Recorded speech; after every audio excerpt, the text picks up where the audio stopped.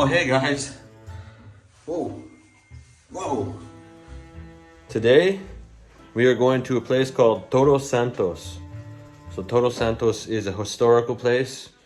It has really old churches and old buildings. It's a super artistic place. One of the guys from REM, the band, lives there. Not that that matters. I just saw it. I was looking it up and I was like, oh, he lives there? Crazy. It's a Pueblos Magico. So Pueblos Magico is it's a program.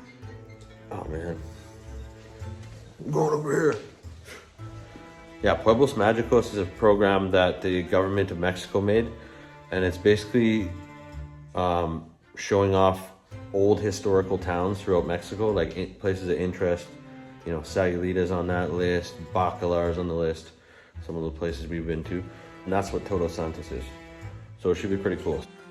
Another interesting thing about Todos Santos is it's the home of the famous Hotel California, which is actually apparently not really associated with the band, the Eagles. You know, their famous song Hotel California. I believe they had a lawsuit with the hotel because they were using their likeness and everything.